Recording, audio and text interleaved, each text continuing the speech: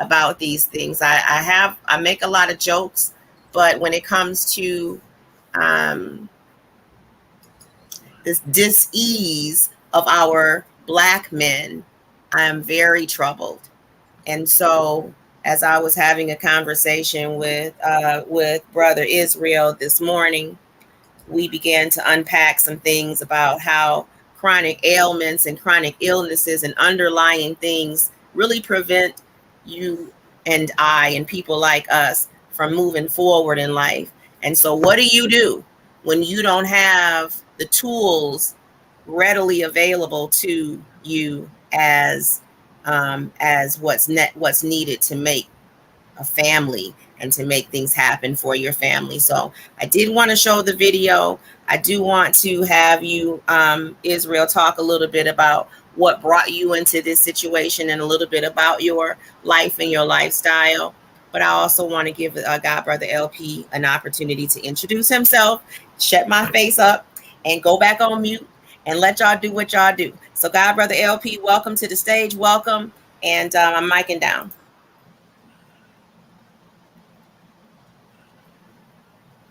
You're muted. Sorry, you're muted. I muted you, not me. I'm muting me now. Greetings, everybody. I'm Larry Penton. Everybody calls me LP. I am the CEO and co-founder of Penton Pending Consulting Solutions, LLC. I'm also a retired first responder. I am a paramedic and a firefighter, or for short, fire medic. There's a number of things that I do. Even though I'm retired, I'm still in that foxhole. I still work with first responders. I still work with men, talking about men's mental health. So this is so apropos, and I'm so proud of you, Charlotta, and the work that you're doing with this podcast. It's great to meet you, Brother Israel, and I look forward to networking and partnering with you also on any project in regards to men. You know, I am someone who says we have to get to our humanity. And you do that by helping one person every day. And you can help more than one person, but if you just help one person every day, that is just going to be life changing for you and that person. For men, we learn as little boys emotional suppression, which keeps us from really positively talking about our feelings, our thoughts, what affects us. I say that mental health crisis is the world's oldest continuous pandemic that's been around since the beginning of mankind, and it's not going anywhere. And until we deal with all the stigmas, the taboos, the stereotypes, the pain, the judgment, the trauma, the drama, it's going to continue to keep showing up and showing out. I see it all the time in these breaking news stories because I'm an active shooter consultant, teach Stop the Bleed classes and CPR. We got a training tomorrow working with a group of executive protection members. These are people that do security for celebrities and famous people or even business persons.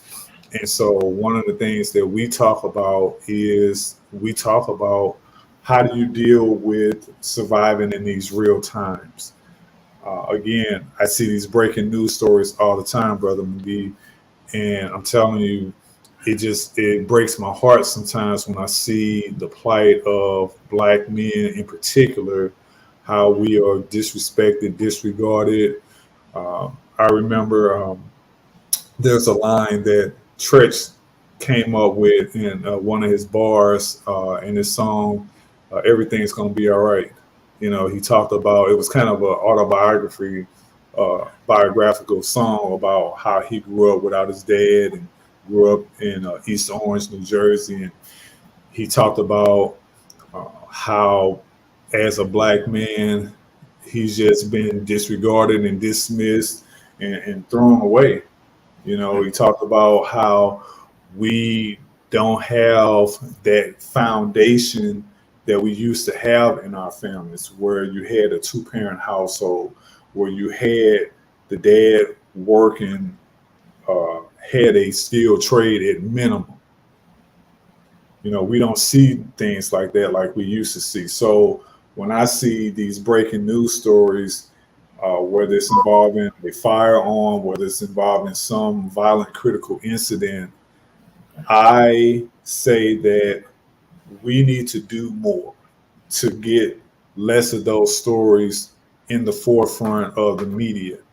You know, everybody wants to go viral. Everybody wants to take their phone out and record when they see some of these dramatic events happening. And you will have 50 people watching these things and nobody's calling 911. You know, nobody's saying, hey, what can I do to maybe help de escalate that situation? Everybody's just ready to record.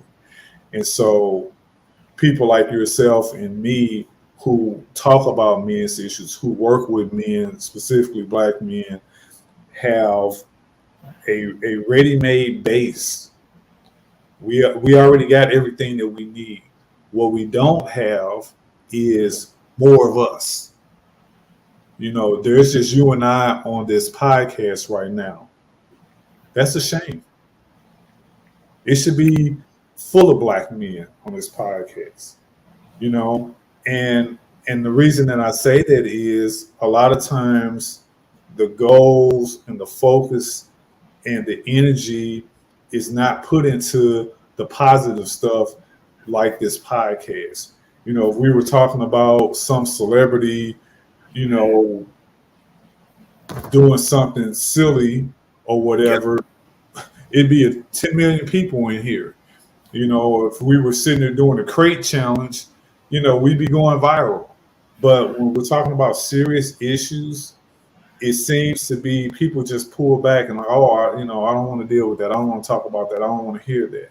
And so I want to hear more of your share and more of what you bring to the table because, you know, for me, I say that again, emotional suppression has killed more black men than all the wars combined in the world, in the history of mankind. You know, this emotional suppression, if you look at it from a couple of different perspectives, and a friend of mine, he gave this great example of Tyrese Gibson, I threw in Michael Jordan, and Will Smith. And he said, you know, think about Tyrese when he was on his IG Live and he was talking about the custody issues with his child and the mother of his child. What happened? They started making a crime meme out of it. I threw in Jordan. I said, Jordan, who the greatest night of his professional NBA career, when he got enshrined into the Hall of Fame, what did they do? They made a crime meme out of it. Will Smith, and this is pre-slap, the entanglement episode on Red Table Talk. What happened? They made a crime meme out of him. When men talk about their feelings or show their emotions, either in a great moment or a not so great moment, if those famous, rich, wealthy men can be made into crime memes because they're pouring their heart out, what's going to happen to Israel or brother LP? Mm-hmm. When we talk about our feelings and our emotions and what affects us, good, bad, ugly, or indifferent, I don't want to be made into some crime meme. I don't want to go viral on some of that stuff. But we see it all the time. It's the ridicule or the threat of ridicule or the thought of ridicule that keeps men from opening their mouth, using their words, and telling the world what is really going on the inside. Because we're not clairvoyant, you know. So, what do you say to that, Brother Israel?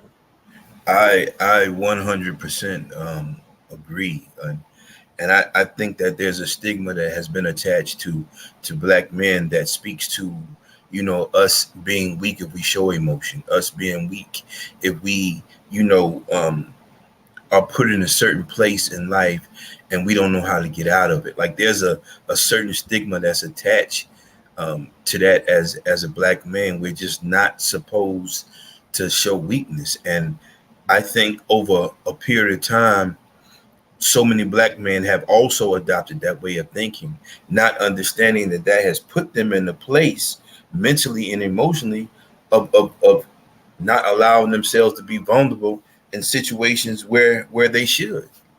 because we have accepted that stigma that society has thrown upon us. And I also want to make this point right here, and I want to speak directly to my black women when I say this right here, because black women have become such a huge part of that as well, with the perception that they have of some black men and the way they put things out there about black men. And I'm not in any way, shape, or form alleviating the negativity that some black men bring to the table Yes, about sir. black women. I'm not alleviating that at all, because I think that needs to be addressed as well. But Mhm. if it's one specific individual that can really like shake us up as men, it's our black women. Their thoughts, their feelings, their emotions, the words that they speak about us affect us in so many different ways. And a lot of times, what we as black men will do, we'll suppress it with anger, meaning that we will sit and get upset with black women, talk bad about black women, but internally we're hurt by the words that the black woman is speaking, right? And so the things that she is saying, we definitely internalize.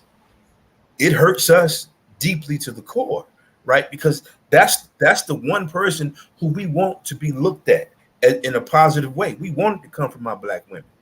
So, and I see it all the time on social media. Whenever I see a black man going back and forth with a black woman, the only thing I see is hurt. I see him hurt. I see him being broke down by the things that she's saying and not being able to mentally and emotionally process them. So it gets into an argument. I don't think there's ever a time that we should be on social media going back and forth with a woman. But I just will say that I think that we have to find a way. We need an outlet. Black men need an outlet. We need to find some place where we can find comfort in speaking about our feelings and letting so many things out. Because let me tell you something. And I'll even address this with myself. It's a whole lot of black men who still have stuff bottled up inside of them from the childhood that they have never addressed, never spoken about. And we need to be able to speak about these things. We need to begin to be able to heal from these things, because this is one of the things that's keeping us from getting to our peak as black men. Those things that we have suppressed inside of us that have been there for so long, whether it's from your childhood, and most of the time that's what it is. It's things from our childhood that we went through that we have never dealt with. And we don't understand how us not dealing with those things have become reflective of who we're growing to be as men, because we haven't dealt with those things. So I think you're 100% right, brother. I agree with you 100%. And I think that one of the major things that we got to stop doing is thinking that as a black man, getting therapy is a bad thing, because I'm a glad. lot of black men believe that. I'm so glad that you mentioned therapy because I'm a person that does not like dialogue only. I abhor dialogue only conversations. I always say, if you want me to be part of anything, it can't be dialogue only. I would rather take a pass, go sit Mhm. on my couch and binge watch something like Paternity Court and pick the lint out of my belly button and get involved Right. in some of these dialogue only conversations because it's just trauma dumping. You know, I did a 3-part series on my Trigger Warning Talk podcast talking about adverse childhood experiences or ACEs. And this was all in September of last year. And the woman that I interviewed, her name is Dr. Tori Williams. She's a black woman who is one of the nation's foremost experts on ACEs. And we really did a deep dive into everything about ACEs. We talked about her story first. Part two was everything you need to know about ACEs. And we had a bunch of visuals from the CDC's website. And then the third part, we talked about modalities. How do you heal and overcome from these adverse childhood experiences? The ACEs quiz, you can get it off the CDC's website. It's a free quiz. It scores from 0 to 10. Doesn't mean that you're good if you got a 0. Doesn't mean that you're bad if you score all the way to a 10. It just lets you know where you are on that spectrum. And when it comes to men, one of the things that I'm a proponent of in terms of healing and overcoming some of these aces is journaling. You know, people look at journaling, especially men in particular, we typically look at journaling like, oh, that's some diary stuff, that's some girl stuff, you know. And it's like, no, my comeback is if it's good enough for Tupac, you can't tell me it's too good for you. Because Pac, he wrote his raps, he wrote poetry, he did artwork. They made a book out of his journaling. You know, so if it's not good, if it's too good for you, what do you say about people like a Tupac? You know, peace be upon his eternal soul forevermore. We have to get out of that mindset that like we kind of treat men and each other like we're one cell amoebas, like we're some cyborgs or whatever. This is flesh and blood. You know, air goes in and out, blood goes round and around. Anything less than that, you're clinically dead. And I want to tell men all the time, stop acting like you are a robot. You are a person. At the end of the day, Mm. if I need a kidney and you, brother Israel, meet two criteria, you're a willing donor and you're a match, I'm going to make it. I didn't get a kidney from a giraffe or a goat. I got it from another living, breathing human being that wanted to help save my life. That's how we start focusing on getting to a semblance of humanity, because we focus on so much of these problems that we have, and we do need to focus on every problem that we have, whether it's systemic racism, whether it's DEI, whether it's CRT, whether it's, you know, redlining or gerrymandering or, you know, voting rights and all of these different things that we deal with, trafficking, talking about true crime issues, talking about DV or domestic violence, intimate partner violence, sexually based offenses. These are things that I cover on my podcast, and they directly affect men. And we have to understand that we are not immune to trauma. When it comes to trauma, anybody can get it, anybody can get it. You know, we have to understand that the plight that we face as men, it doesn't mean that it doesn't mean that it's not important. What I would say is this: what's important is that when I look at you and I just met you, I can look at you and I can say, you know what? I don't know your story, but you know what I do know? You are a living, breathing human being who is putting in his time, because you could be doing anything right now. It's Mhm. what it's we're on the East Coast, so it's 7:34 p.m. Eastern Standard Time. You could be doing anything. You could be watching some sports. You could be hanging out with your friends or family. You know, I stopped what I was doing to come on here because I want to have these conversations and come up with some action plans to see what can we do to help other men. Hey, you know, come and listen to some of these podcasts. Hey, join in with some of this work. You know, go volunteer at some of these boys and girls clubs. You know, be a mentor.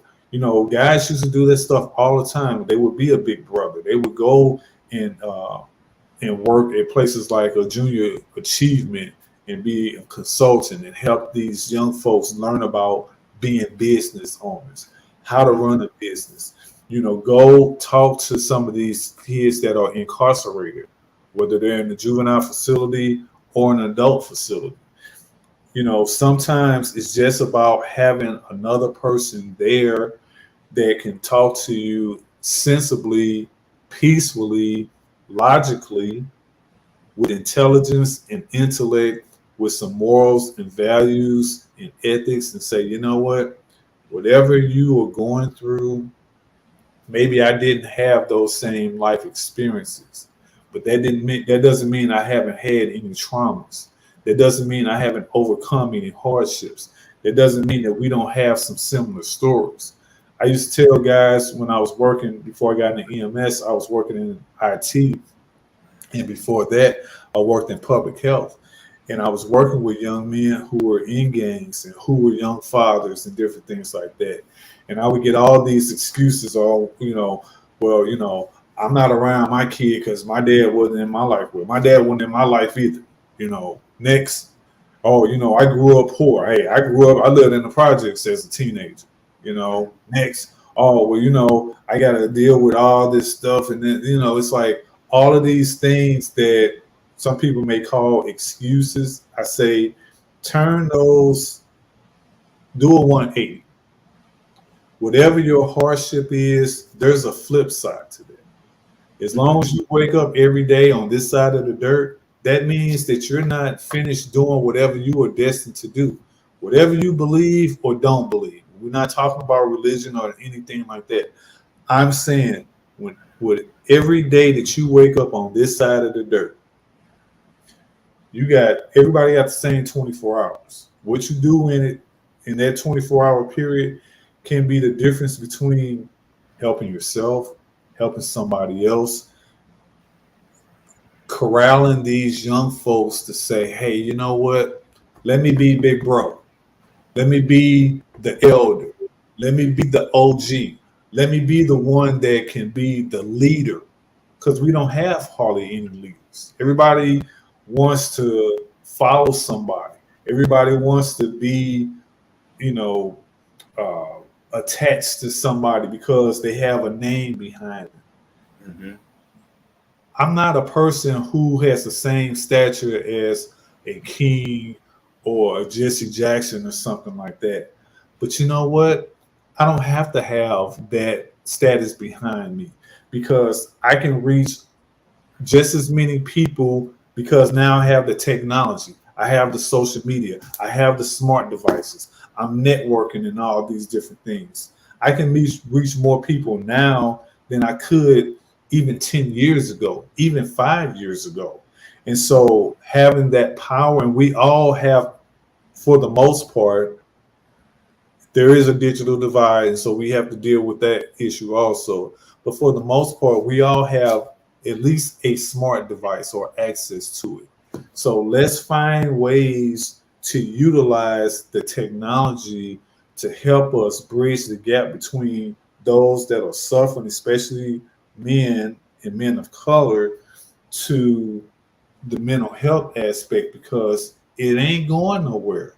Mental health crisis is the world's oldest continuous pandemic, and it's going to continue to be that as long as people look at mental health from some stigma or taboo facade.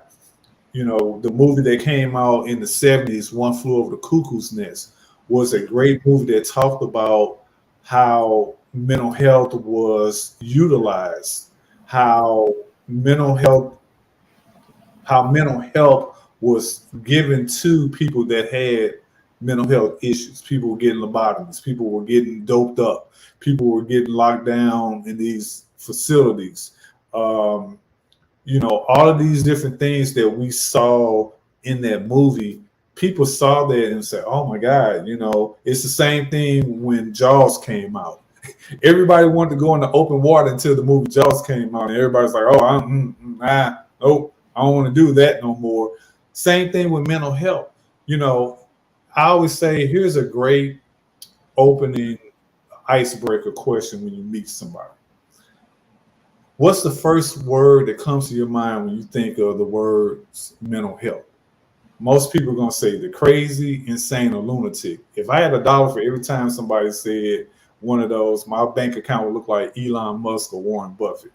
Because we have that stigma, especially when it comes to this skin. I'm telling you, we avoid mental health like the plague. Mhm. And hey, I don't want nobody to label me. I don't want nobody to call me crazy or none of that stuff. I don't want to be put in no facility or padded room or anything like that. People got put in straight jackets. I used to see that stuff in my line of work as a first responder, as a paramedic. So we have to face these stigmas and taboos and stereotypes head on if we are going to have some way of overcoming these traumas, these adverse childhood experiences that we all deal with.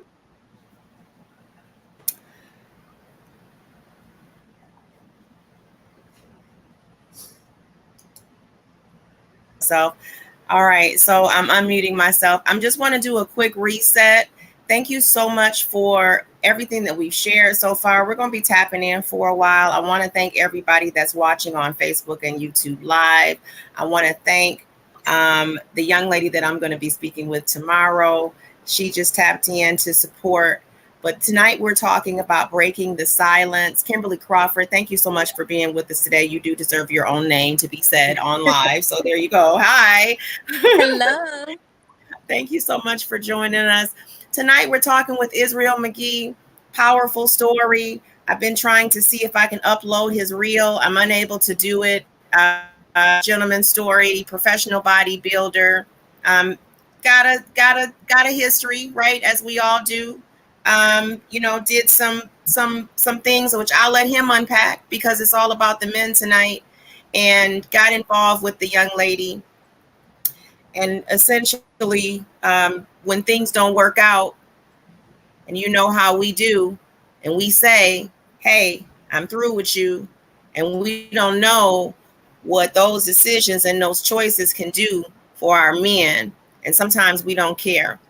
So tonight, I want to break the silence on unpacking some things about mental health.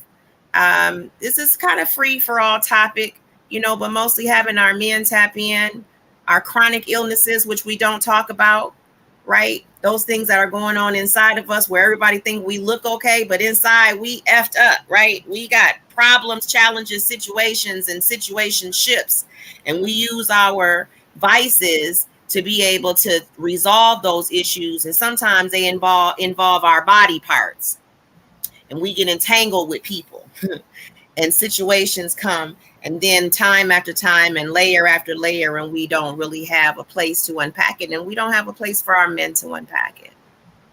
So I wanted to thank you, Israel, for sharing our story. Israel had a similar story, and he essentially became displaced. I don't really like to use the word homeless because it has the same type of stigma on it as mental health does. So I don't really like to use that, but I do want to give you the opportunity to talk about what are we doing? What are we doing? Are we eating away at our stress? What are y'all doing when y'all stressed out? Men, let's hear from you. I'm micing down. Uh, I think for me, I've spent more time beating myself up than anything else. I've spent more time losing faith in myself than anything else. I've spent more time losing love uh, for who I am as a man than anything else. I think the most impractical thing for um, a lot of men who go through different things is lack of understanding, lack of perspective, lack of having the mental and emotional capacity to pull yourself out of something that you've gotten yourself into. And at my age, going through this situation made me realize that those were some things that I have never ever done before.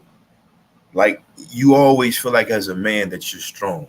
I don't think there's any man who thinks he's weak, right?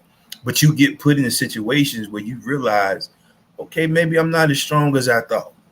Maybe I'm not as tough as I thought, right? And we never think about toughness in terms of mental and emotional. We always think about toughness in terms of physical, right? But there is a toughness when it comes to the mental and emotional, right? And I think that a lot of men, um, we forget to sharpen that aspect of who we are as men. We forget to tap into things that will make that aspect of who we are stronger because we just automatically think that it's there, right? I Yesterday, I came across a guy, and he's homeless, and I was talking to him, and he was explaining to me that um, his girlfriend got shot 7 times, and he was in the house laying in the bed, and a 2-year-old came and woke him up and told him he need to go check on his girlfriend. By the time he got out the door, she was on the ground. She had already been shot 7 times. This man feels as though it was something he could have done. He feels as though he didn't do enough. And I asked him, I said, what is it that you feel like you could have did to save her life? What action do you think you could have taken to save her life? And this man is crying, he's boo-hooing, he's just losing it while he's telling me this story. And I said to him, I said, brother, you have got to find a way to understand there was nothing that you could do to stop 7 bullets.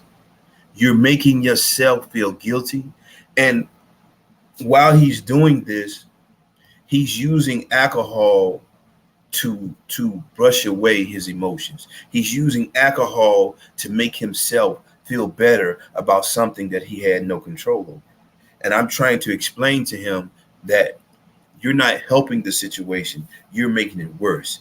Because as you drink this alcohol and you go to this place mentally and emotionally where you have drunk feelings and emotions, once it wears off, guess what?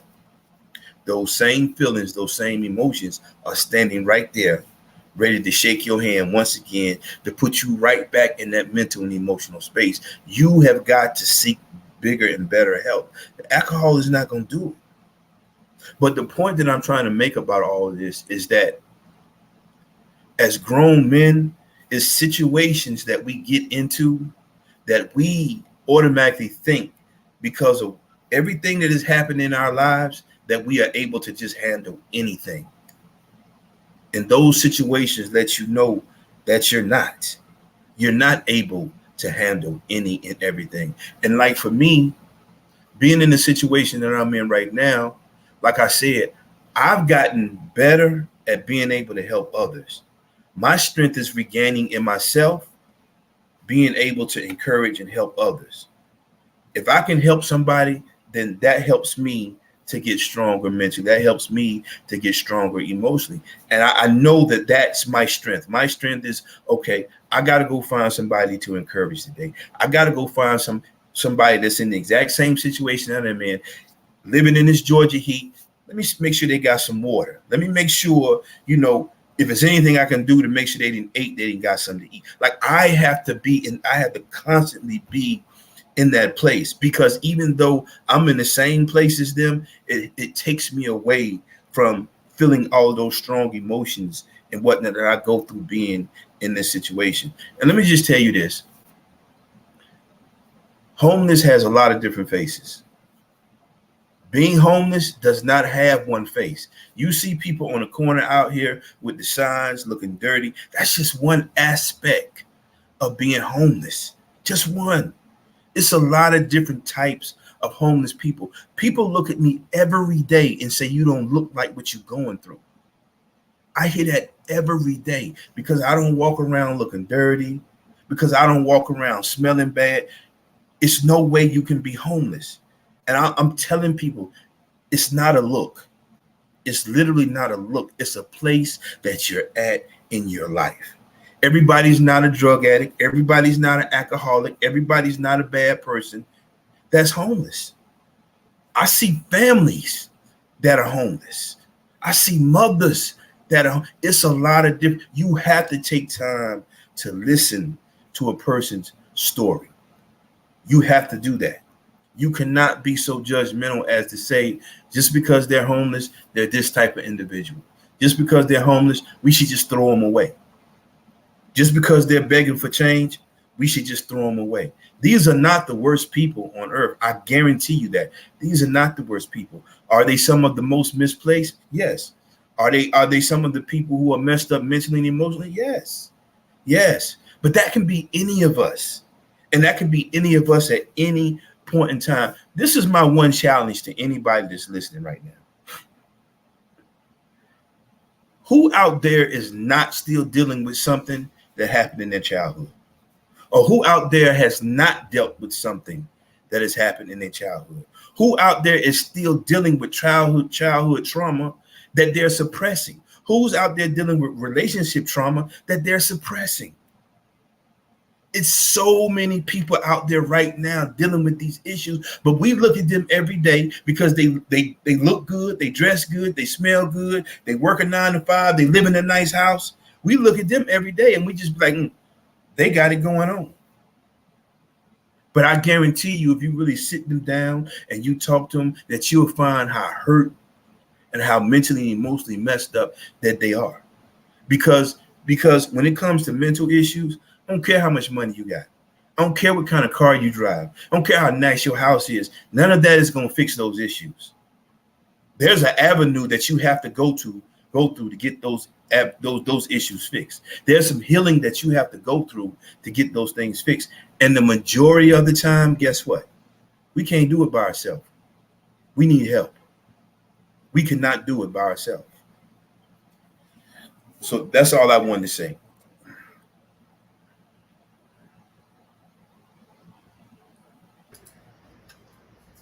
You know, when you talk about suicides, that's something that is really near and dear to my heart because that's one of the things as a paramedic that I had to deal with in the field. You know, and I always told people when it comes to suicides, there's one or two scenarios that I'm going to deal with. Either I'm going to show up and the person made an attempt or some attempts, or I'm pronouncing them dead. There's no gray area. There's no middle ground. And so dealing with suicidal ideation and dealing with suicides, you know, the government last July 16th, they created a number, a 3-digit number called 988. 988 is available 24/7, 366 days a year here in the U.S. for suicidal ideation and mental health issues. And so if you're suicidal or you know somebody or know of a situation where somebody's suicidal, you can call 988 anytime, anywhere, toll free.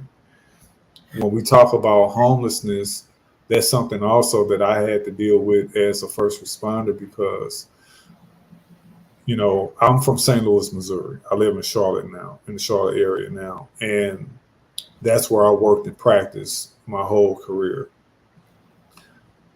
We would have people of all ethnicities, all genders who were homeless, including children. Mm-hmm. And a lot of the homeless population would utilize 911 as their primary care because they didn't have the access to care that I had because I was working and I had a job and my wife was working and she had a job. So we had insurance as part of our jobs. But, you know, those individuals who were not, who were living on the street that we would get these 911 calls for, a lot of times they would call us because, and it could be summertime, it could be fall, it could be winter, it could be spring, it didn't matter. They needed help and resources. And so I would talk to some of my colleagues and say, you know, it's easy to make fun of somebody who you are calling a bum, quote unquote, but you don't, like you said, you don't know their story. There's a lot of people that are homeless that have college degrees. There's a lot of people that are homeless that were business owners. And or if they didn't own a business, they were top assets at their company. And for whatever reason, the company downsized, they had layoffs, you know, they may have gotten terminated for whatever reason. A lot of people are one paycheck away from being homeless. Mm. A lot of people are one paycheck away from being homeless. And as you said, Brother Israel, homeless can look like anything and anybody anywhere. I've run across people who were homeless and they weren't on the street. Just like I've run across people who were drug users that didn't look like the stereotypical crackhead, or they didn't have tracks on their arms and different things like that. Because you can, You can put drugs in your body in so many different kind of ways, not Right. just smoking or injecting or IV use or whatever. We got to get out of this stereotypical mindset judging books by the cover, because I'm telling you, I can tell you more. I've seen more than I would like to even remember, unfortunately. And when I'm out there treating people on the street for whatever ailment, if they're hurt, injured, dying, or dead, I can't come with the stereotypes. I was trained on treating people that were hurt, injured, dying, and dead. Gender be damned, religion, political affiliations, it didn't matter. When I worked at the fire department, we didn't just put out fires for black people's houses. We don't, get trained like that.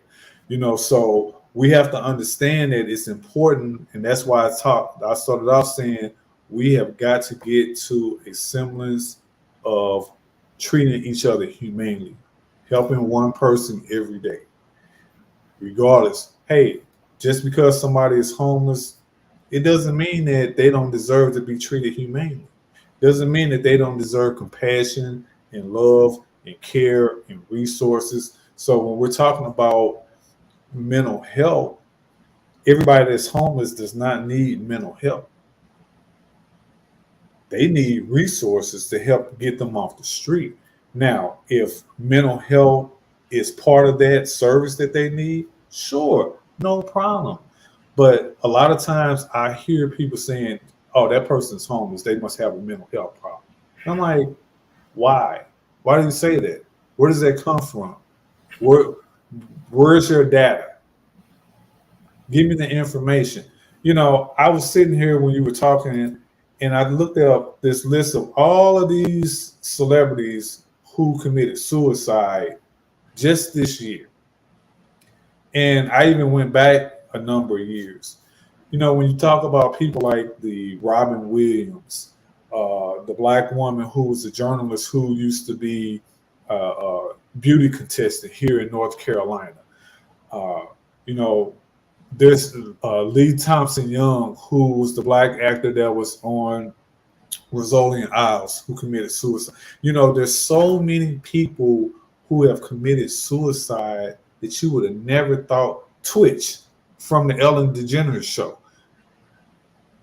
You saw this guy, and it was like he was on top of the world, dancing, having all these great TikTok videos and all this stuff.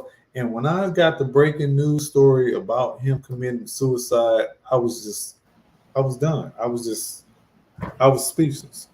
Because Mm. every time I get these breaking news stories about somebody killing themselves, I sit there and say, that person said that they had nobody there that cared about them anymore to help them not take their own life.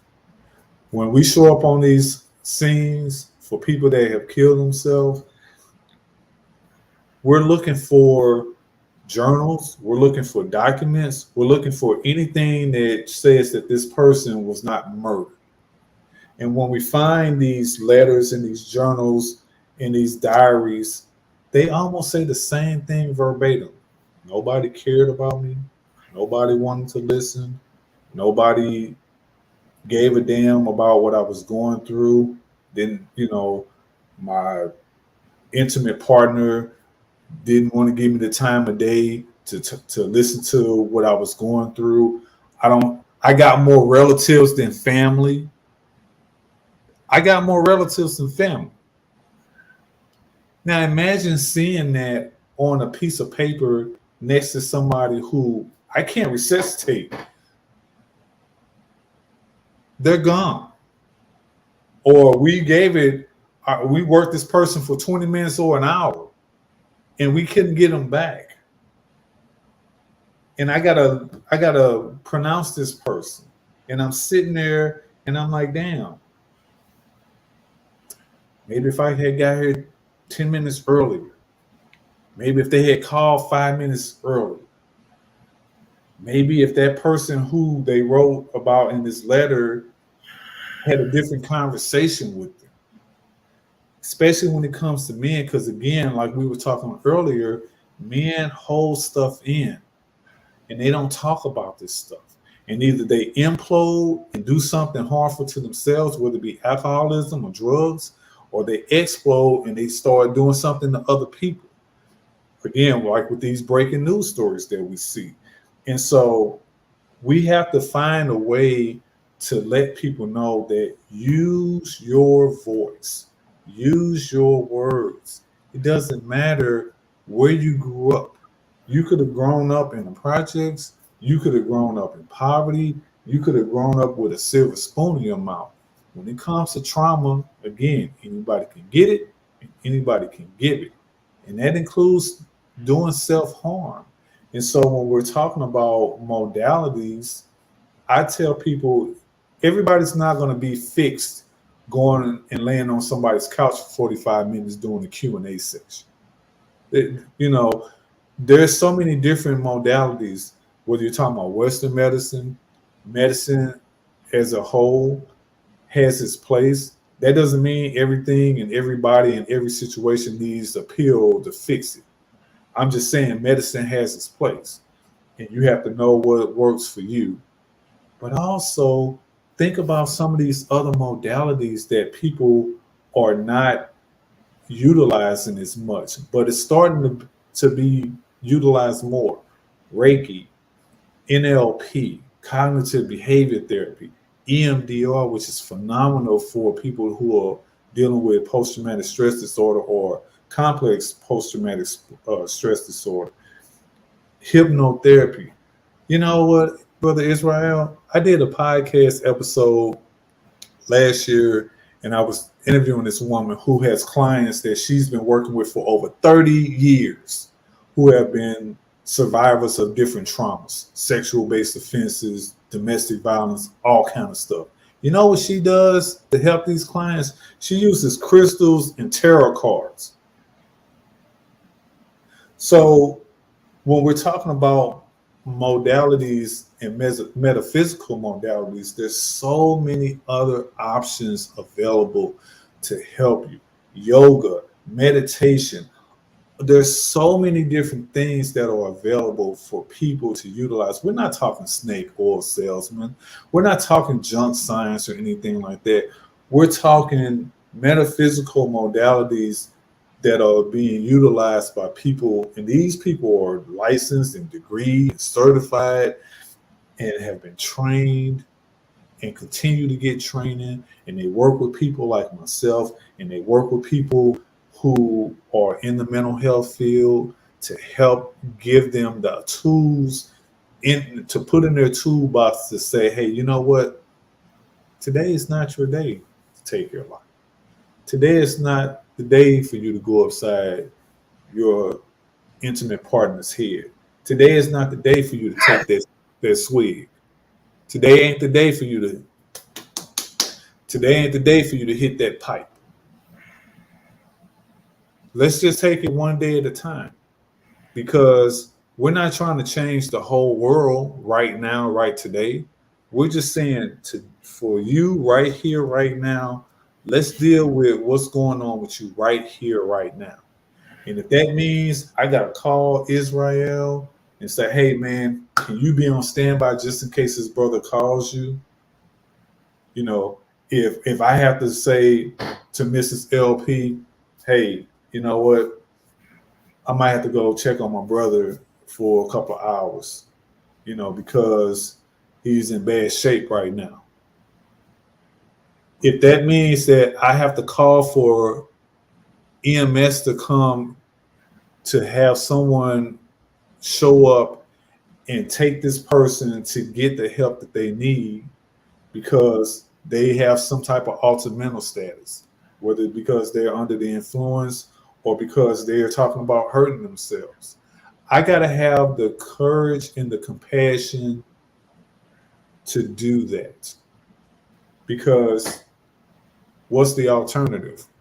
Watching this person go down and circle the drains and then they're dead and now everybody's like, oh my God, I can't believe it. And let's set up a GoFundMe page and you know, let's get some t-shirts made with the person's picture on them and let's do a balloon release. Well, you can do all of that stuff. But we're talking about being proactive here. We're talking about what do we do before all of this stuff? Because if we do the pro stuff, we don't have to do the active, the post stuff. We don't have to get into all that stuff or whatever. If I can help this person find resources, if I can help this person find mental health, you know what? That might be one life that I don't see on this breaking news story. That might be somebody that doesn't go out and hurt other people. That might be somebody like you. That might be somebody like me. Because again, anybody can get it, and anybody can get it. What say you, Miss Charlotta or Miss Kimberly? Hello, everybody. I wanted to know. Yeah, I want to get into the pre part. Like, for example, speaking. Well, I shouldn't say specifically to black men, but to men in particular. Um, how do we start that at a young age? You can talk. It's not, because we're getting into this whole, if you do good by your woman, you're a simp, and all of this is setting that motion that you have to be a certain way to be a man. When do we start, or how do we start with our boys? Hey, it's okay to release, which is if you want to cry, it's okay to cry and release that. You're not weak if you cry. You're not weak if you share your emotions. I think that's very important, especially for our young boys, because they think they have to be hard all the time, and it's weak to show that you're hurt, that someone hurt your feelings. And so, do you guys agree that it should start at a young age with the fathers as well as the mothers? Because I also feel that in some single parent homes with the mom, or if the dad is off somewhere, you're the man of the house now. He's only 10. He's not a man of a house. He's a 10-year-old boy. So sometimes pressure like that, I think, starts that or fuel that, um that you're weak if you cry, you're weak if, oh, man up, you know. I think that's very dangerous. I believe that, and I can really only speak from the perspective that I understand, meaning how it was revealed to me. So I'll say this: I believe that there's principles that you have to instill in your children. I'm gonna tell you what a pimp taught me when I was young. He set me down one day and he told me, he said, if you want to be a good man to a woman, you got to learn to support her falling in love with herself first and you second. As a man, you got to put your ego to the side and you got to support that woman falling in love with herself first and you second, because that's how you get the best of her. But he said, however, if you want to do what I do, then you let her fall in love with you first, and then you can make her do whatever you want her to do. Right. And so I know I said that about that particular thing, but what I'm saying is I think teaching children about self-love early and the importance of loving themselves and the importance of respecting themselves, that goes a long way as they get older and they mature, because what happens is once they learn value, then everything they do in their life, they do with that value. You understand what I'm saying? And so I think that a lot of times we as parents forget to give our children that. And then the other thing is the example of being a respectable individual to, as a man, being a respectable individual to your mother, to your sister, to your wife. Children pick up on all of that. They understand all of that. They internalize all of that. I always say I'm a product of my upbringing or lack thereof. So anything that I didn't get when I was younger, even at this age, I'm still a product of that if I haven't found the way to grow out of it, right? If I haven't found the way to work through it. And this takes it right back to the mental health aspect. of what we've been talking about, just suppressing stuff, keeping it deep inside of you, and wondering why certain aspects of your life as a man you can't excel. Like you can't find a good relationship. You can't seem to get yourself in a good relationship because you're always trying to figure out or pointing the finger at her when there's some things that you need to be dealing with that put you in a position to be in a healthy relationship. So I believe, it's all about setting the example. It's all about teaching the right values to a young man so that he can grow with them.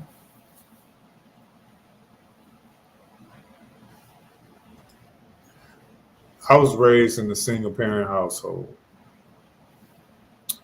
And I know that my mom taught me mental toughness.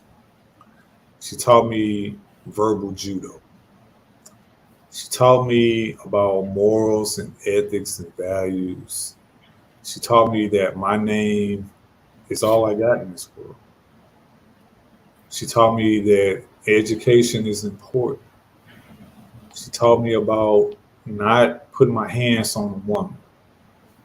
She taught me about not looking for trouble. I didn't fear the cops growing up. I feared my mom. I was like, my mom crazy. Let me get in trouble, man. Shoot. She ain't gonna bail me out. If I do something intentional, she told me. Like we had all kind of conversations. She was calling me LA because that's my middle initial is A. LA. If you go to jail and you did something, I don't know what to tell you. You just gonna have to sit there and do your time. Cause I ain't trying to be a guy. I ain't got the money and all this stuff. And if you want to be a knucklehead, then be a knucklehead with all the other knuckleheads that might be in jail with you. She didn't have to tell me a whole lot. That was a real short conversation. She taught me a bunch of things also that I remember to this day. You never get attached to a building unless you own it or your name is on it, because you are an independent contractor until you own your own stuff. And as long as you work for somebody else, you go in as an asset and you keep that in your mindset. But if they say no longer do we need your services, don't have a bunch of stuff all in your office or in your cubicle. My mom retired from a bank after working 25 years. You know what she took to work every day? 3 items. She had a purse, a coffee mug, and a book. She said, if they ever tell me they don't know, they no longer need my services, I ain't got to do the brown box perk walk. I'm gonna grab my purse, I'm gonna grab my coffee mug and my cup and my book, and I'm walking out the door. I'm gonna shake their hand, say thank you for the opportunity, and I'm gone. Mm. That's how you talk to your children. You got to instill righteousness in them. Whatever you believe is righteousness, we're talking about real righteousness. We're not talking, because everybody have a different definition of what righteousness is. So let me just put that out there. We're talking real righteousness. So for me, I say, if you're not teaching your children or the people that you are, their caregiver, if you're their caregiver, if you're not teaching them good morals and ethics and values, you can't be surprised when they start doing stupid stuff. You can't be surprised when they're not listening to you, because kids naturally are learners. They're inquisitive. They want to know. They want to be led.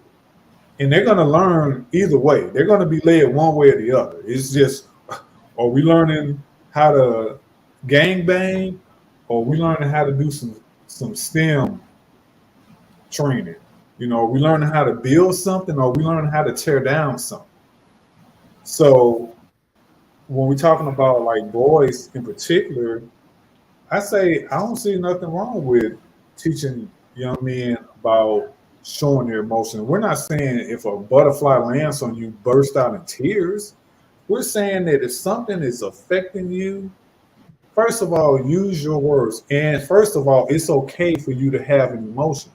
You are a living, breathing, cells create tissues, tissues create organs, organs create the organism that we call the human body. And that comes with all kind of things. We experience all kind of emotions: hurt, pain, joy, excitement, everything that you can think of, a human being experiences. And so for a young boy to be taught you a punk or you a sissy or you weak because you got your feelings hurt, because you shed some tears, that's so wrong. It's just like whoever came up with that statement about sticks and stones may break your bones, but words will never hurt. I wish I knew who came up, because I bop them. So I'm I just saying. wanna I wanna enter into a segue with that, LP. And just for a quick reset, tonight's is kind of a pop up. The Shet Show just kind of got kick thrusted. I had a conversation with Kimberly yesterday. I had a conversation with Israel today. I knew that both conversations were very necessary. I'm very troubled by the mental health of our country, in particular since COVID. During that time, I was in Hillsborough County, Florida, Tampa Bay area, and we were getting calls from the social workers, and they did not want to speak with the parent or guardian. They wanted to speak with the children. The social workers are concerned about the state of the mental health for our young people. This is a pandemic in itself. And when you look at the lack of resources that are available to the middle class working citizen, that be us, right? Those resources aren't always easy to find. They've already vetted against you when they put the list of rules down. So you got half of our young people that are introduced to a life of sex and drugs and money way too early.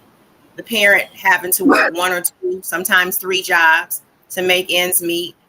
The husband or the significant other is either incarcerated or looking at a bid or having to work or estranged from the children, estranged from the home. Another topic, right? And then you have just the stressors of the how if you're not a home buyer, you have to qualify for your credit score, your criminal history, your work history, your verifiable income. So when you think about what God Brother LP, when you were talking about how we're like one check away from being homeless, and sometimes if that, right? What do you do when you are faced with problem after problem after problem after problem after problem? And like I told God Brother McGee earlier, I'm a solutions driven person. I can sit and chop it up and we can have a whole scroll list of everything that's going wrong in America. But at the end of the day, our children need our men, and our men are incarcerated or dead, right? Or they're unsure of who they are because you constantly get grabbed by the balls. If I had a set of balls, man, right? You constantly being held by the balls, and you can't come to the woman for restoration or nurturing because we upset because we've been over here handling all of this shit while y'all over there doing what y'all doing, and now you coming back over with your thing talking about you want some, but we got shit to do over here.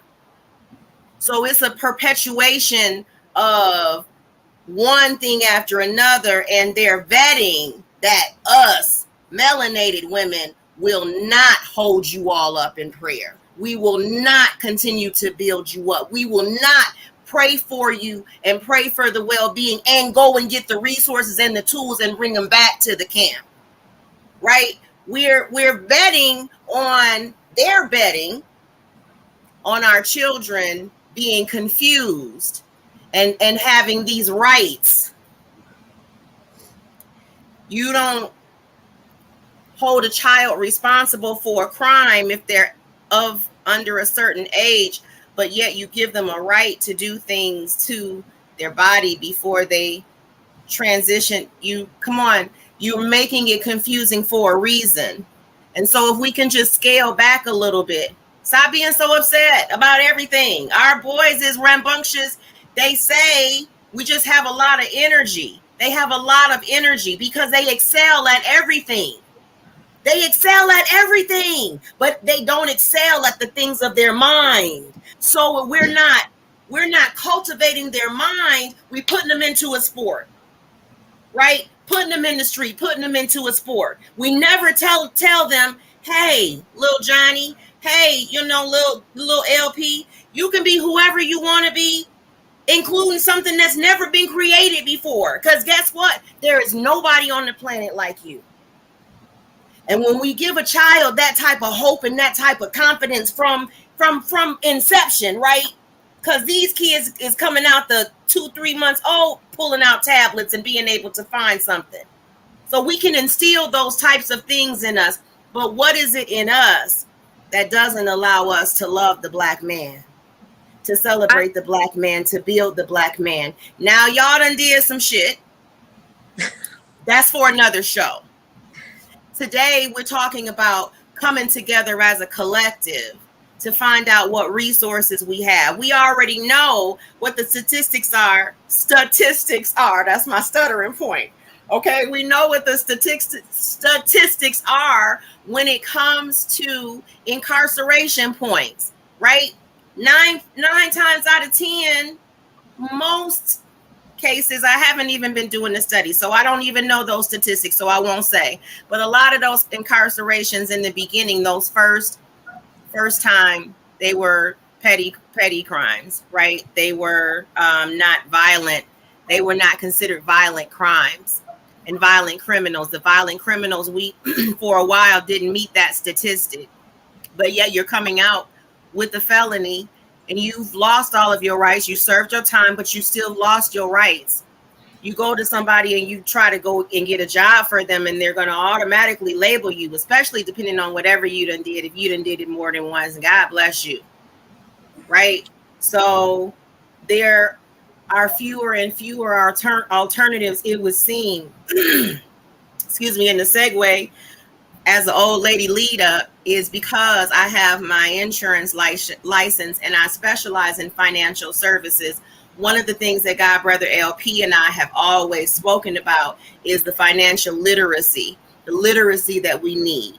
Because if there is a problem, there is a solution. I promise you that. If there is a problem, there is a solution. It's just like I said, the waters are muddy. So what can we teach you from a financial perspective, Mr. Businessman, who was out there in the street trapping, right? Did your time, selling whatever you was selling. You was out in the street, you turned your life around, you came out, and then the wife, who stood by your side, guess what she had when you came out of being incarcerated? She done took care of the kids. There was nothing that could be done about that. The time was the time. You done missed that. You're going to have to eat that. That's your karma, right? But how about that wife? She got the businesses set up for the build, right? Teaching you how to read charts in the stock market and in Wall Street, learning what's going on with the fiat, learning how to set up businesses and buy land, right? Learning how to educate yourself and what industries will still hire you and still pay you very well, even with your background, sir, ma'am. These are the things that we not having conversations with. We just keep talking about problems. So I don't be on those kind of platforms. So the Shet Show is abundant conversations, because at the end of the day, we want stabilization, not just for Israel, right?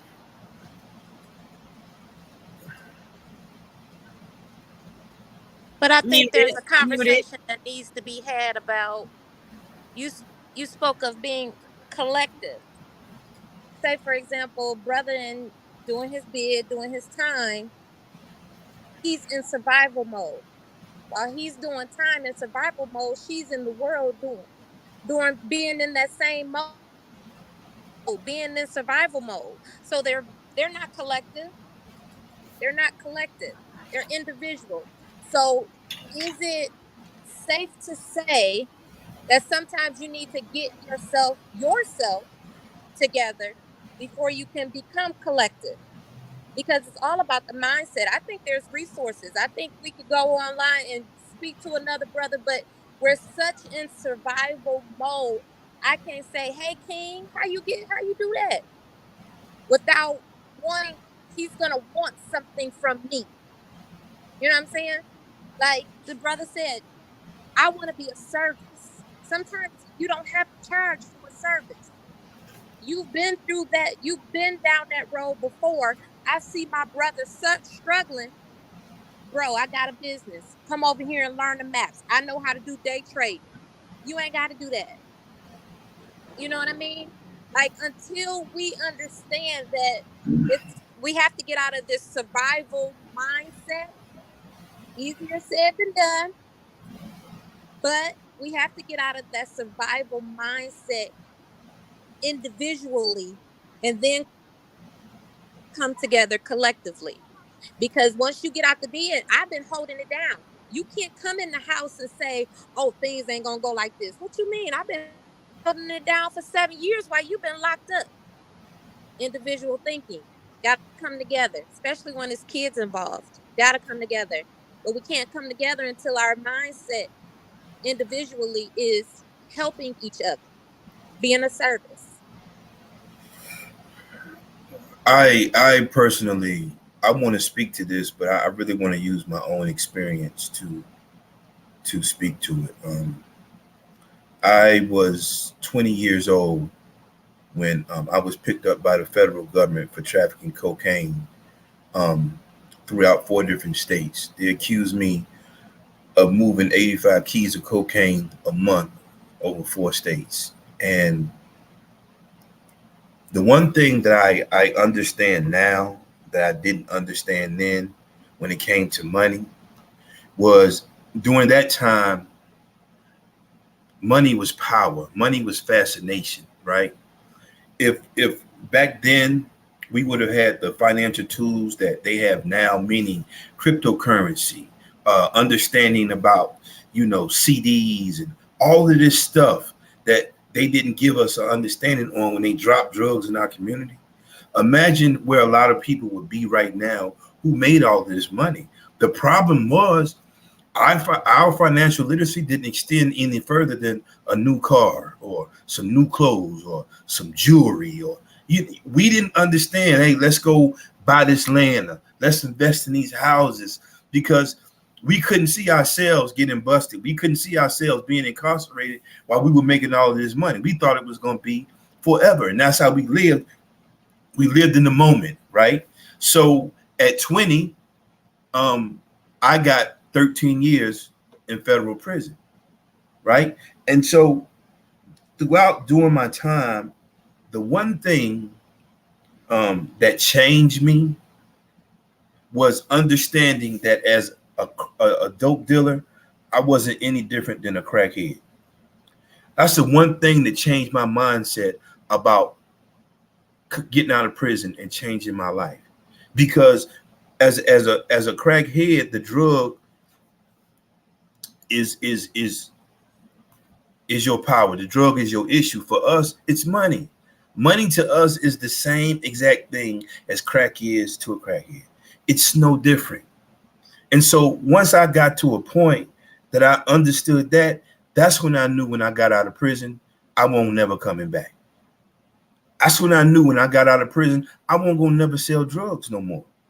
But with that being said, when I did get out of prison, I also realized how much of life I lost, how much of life I had no idea about, how much of life I had to relearn all over again.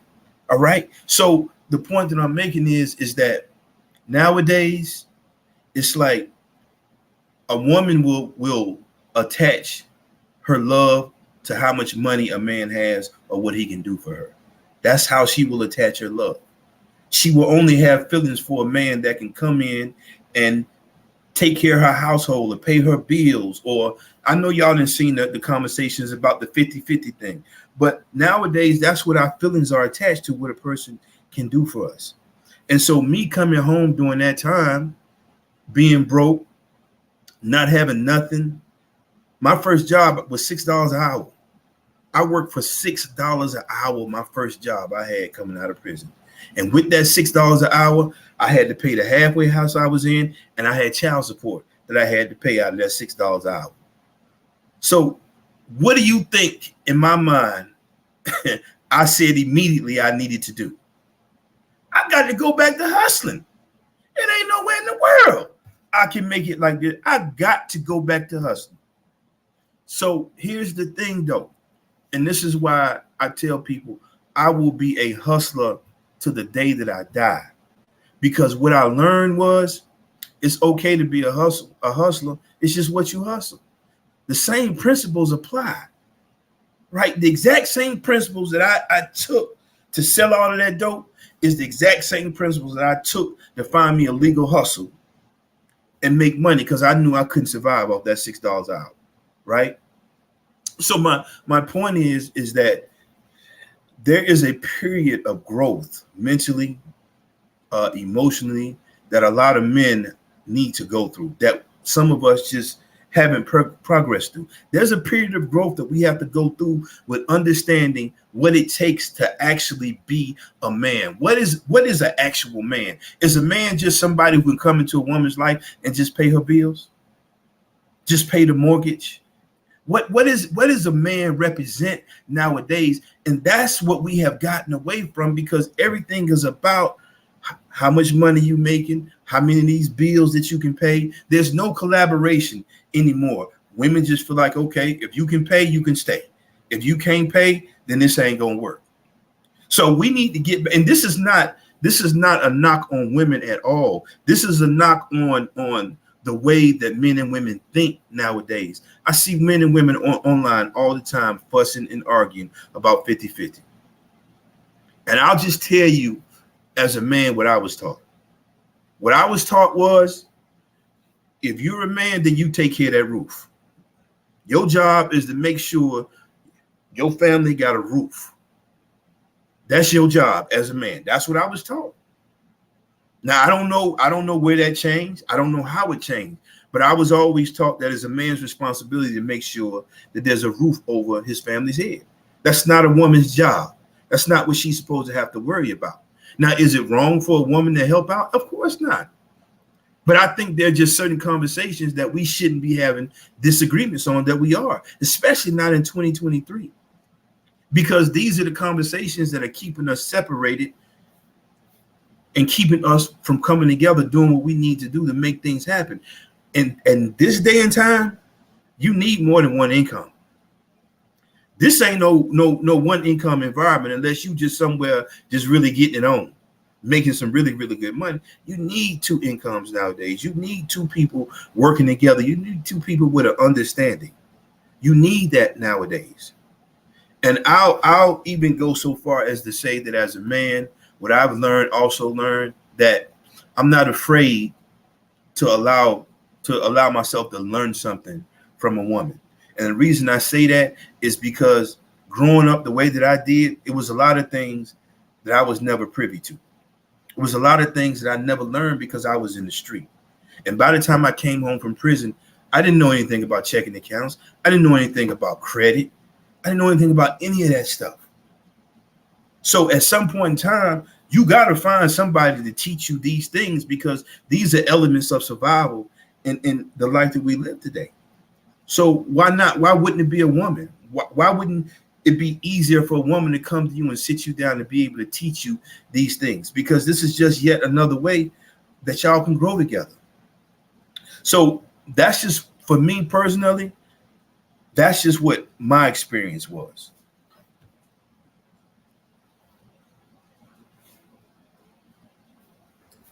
One As of Malcolm X said, we not what do you say? We not outnumbered, we out organized. right. That's what Brother Malcolm said. Yeah. Here's a conversation that I have with men when it comes to money and finances, because I think that, as you said, Brother McGee, men are brought up to, you got to be the breadwinner, you got to be the person bringing home the bacon and all that stuff or whatever. And you just eloquently just laid it out that, hey, today you really need two incomes. You really need both parties contributing to the household. Here's what I add to that conversation.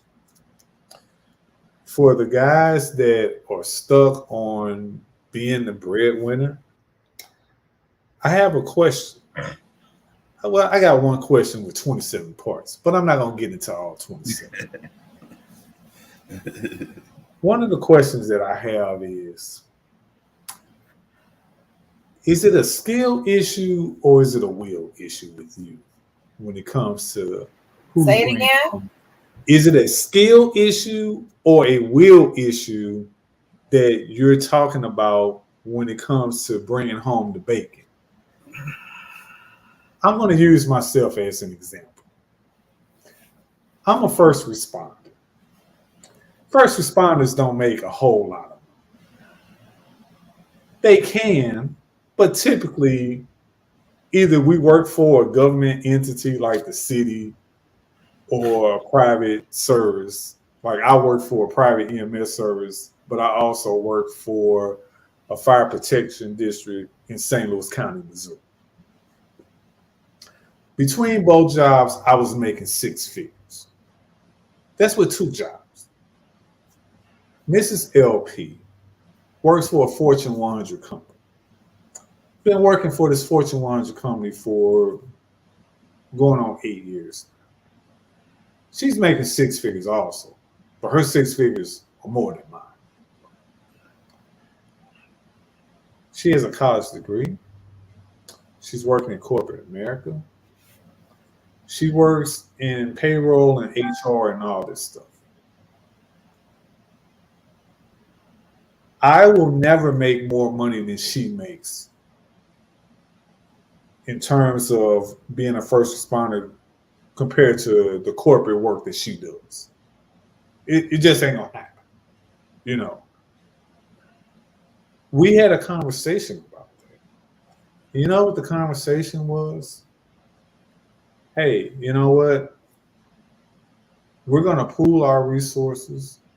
We're gonna save. We're gonna invest. We're gonna do all of these things. We're gonna buy a house. We just bought this house, a few months ago.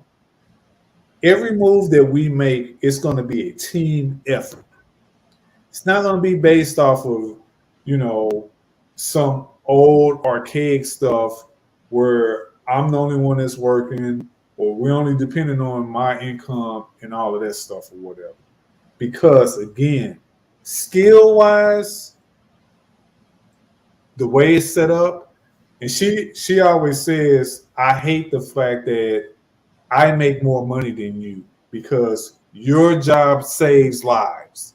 I'm not saving lives. I'm doing payroll. I'm doing charts and project management shit and all of this stuff. I'm not out here dealing with the public. I'm not resuscitating nobody. I'm not giving people that are OD and Narcan. I'm not doing chest compressions on nobody. I'm not giving anybody an IV. I'm not doing all of these things that I know that you do in your job. There is no way in the world that I should make more money than you. Just like when I look at these sports athletes getting these $50 million and $300 million contracts and stuff, you know what? Again, it depends on the job that you have. So it could be a skill issue. It may be a will issue. But at the end of the day, if you're talking about just your household, you may not have the skills as the man to bring in the money that your intimate partner, your woman, your spouse, your whomever is bringing in. You got to be okay with that. You got to understand that. She got to be okay with that. She has to understand that.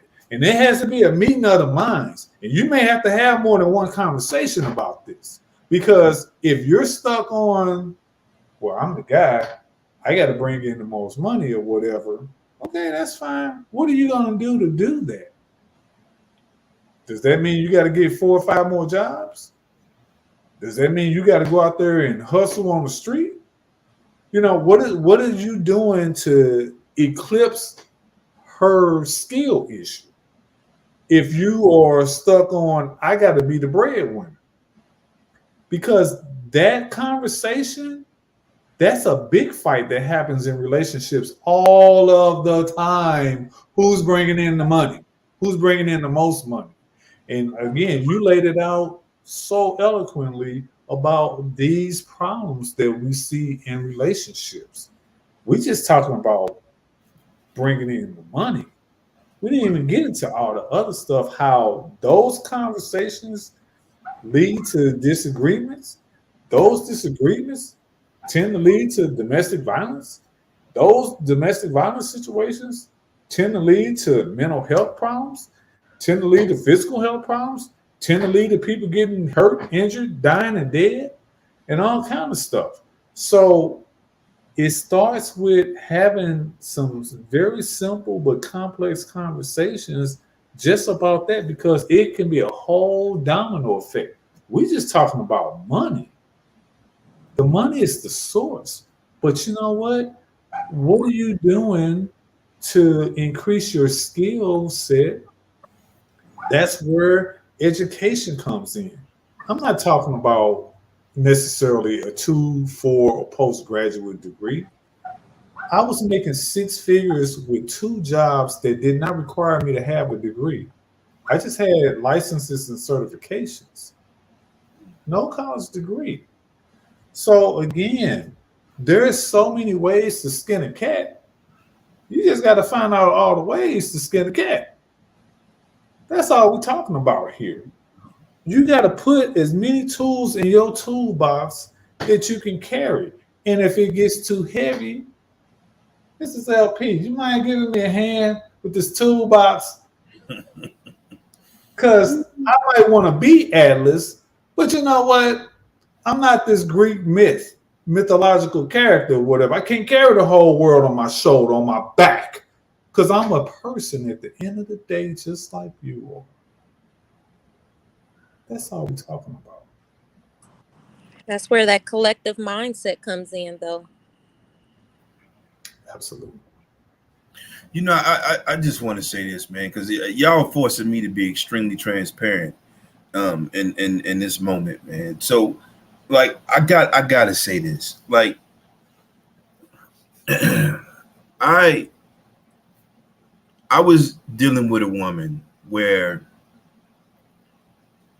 when I first met her, that's what I saw myself as. I saw myself as this man who would go out, work, you know, take care of the house. When I met her, she already had 3 children, which for me as a man, I didn't have a problem with.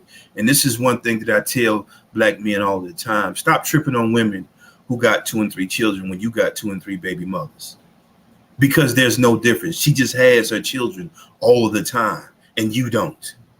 You cannot. That you just can't trip about that particular thing. But anyway, that's neither here nor there. But it got to a point where I go to work, I come home, and I got to clean the house too. You've been here all day. So I got to work outside the house, and I got to come home, and I got to work when I come back to the house, right? And I thought that it would work. But what I realized is that in the process of it, I lost respect for her. I lost respect for her as a woman, right? And once I lost it, I couldn't regain it. You know, because I felt as though in order for me to regain it, she had to change. And she just wasn't. She just wasn't a person who was going to clean the house. She wasn't a person who was going to clean the bathroom. She wasn't a person who was going to sweep the floor, vacuum the floor. Like, she just wasn't that person, right? And I stayed, and the longer I stayed, the more respect I lost for her. And the relationship just got progressively worse. And then I go have a child by her, you know? And so I say that to say this, that as a man, you have to know who you are, right? And I'm talking about, when I say who you are, you have to know what it is you can and you can't tolerate. As a woman, it's the exact same thing. And you cannot put yourself in a position where anything physical in that person can make you think that you can tolerate something, especially when they telling you up front, yo, I don't do this. I'm not this person. And then you move forward with that person anyway. And then surprised by the result that you get from who this person becomes to you, right? You have to put yourself in a position where you know what's going to work for you, and you have to know what's going to work against you. That's the only way you're going to find success, and that's the only way you're going to live without regret. Because I can't look in the mirror right now and say, I did that without regret. I have a lot of regret. And that's one of the worst things that you can have within any situation, not just a relationship, just life in general. A bunch of regrets, because that speaks to how irresponsible your decision making was. That's what regret speaks to. So I believe that just nowadays for men and women, there's a conversation that needs to be had long before you move before you move in. It's a conversation that needs to be had. And within that conversation, you have to accept the truths that come from it and know whether they can or they can't work for you. That's just all it is to it. But One of the things I told my teen daughter, I said, you know, when you date, you have to think of one thing. Everybody that's dating, even if it just starts off online, you're showing not who you are, you're bringing your best representative. That's who that person's meeting, whether it's on one of these social media sites or you meet at, you know, Starbucks or at the bar or something like that for a drink or something like that. You're not meeting LP. You're meeting LP's representative. Because I'm going to put my best foot forward. I'm going to be flawless. I'm going to be perfect. I'm, you know, like you're not going to know if I don't say excuse me when I burp or anything like that. Like I'm going to be picture perfect as I can be. Interview process. It's the whole energy process. And one of the things that I told her, I said, think about the conversation that you have with a person, because being that representative, all you're talking about is your best attributes. You need to have conversations about, for example, let's say you and I, Shaletta, are going out on a date. You know what? I'm going to ask you one of many questions. Give me the top 3 things that you absolutely will never put in your body in terms of food. That's not rhetorical, I'm asking.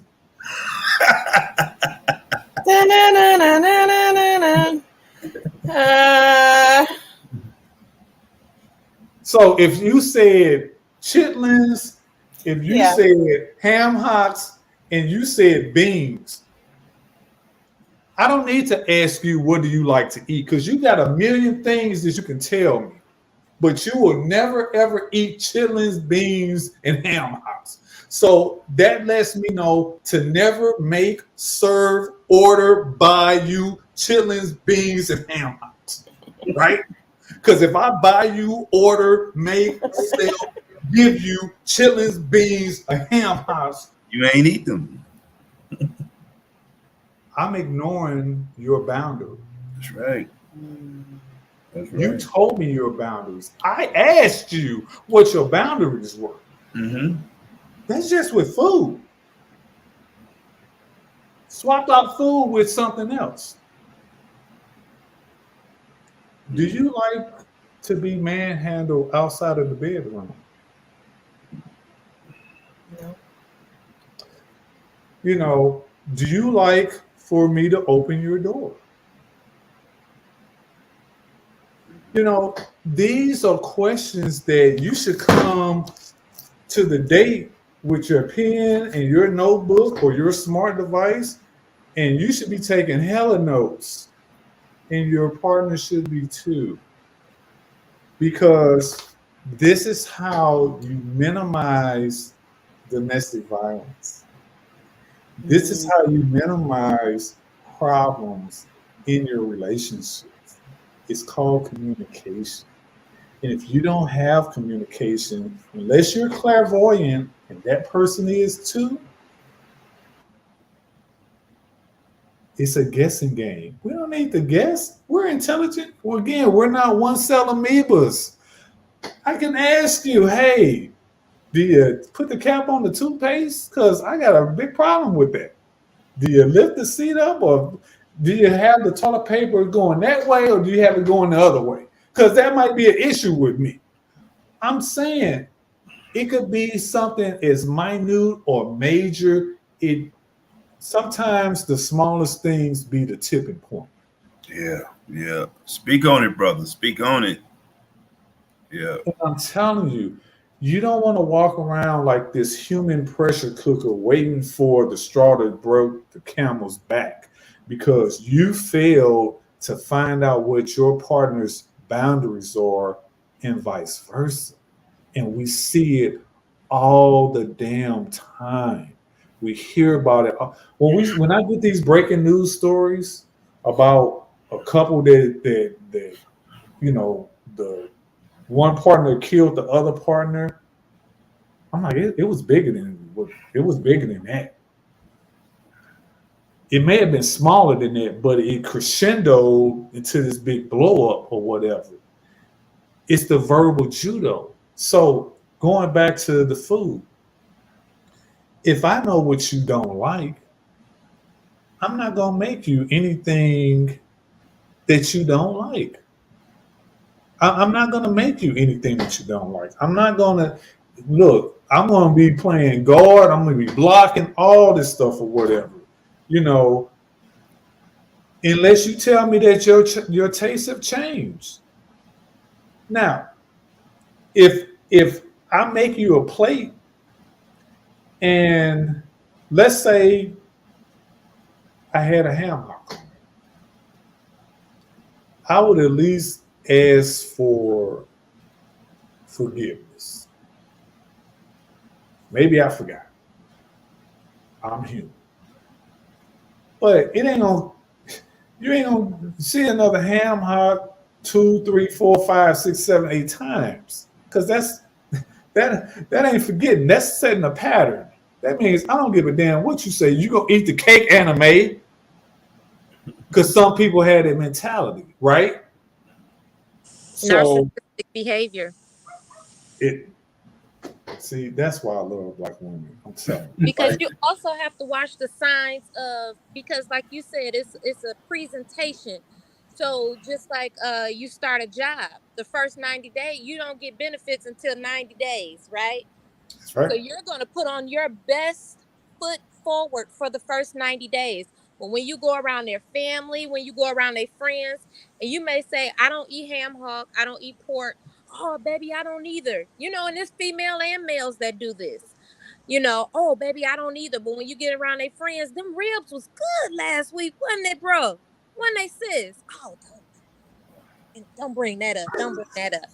Or oh, I don't eat pork, I don't eat ham hock. You just ain't taste mine yet. No, I said I don't Ooh, eat that one. it. That That one one. right there.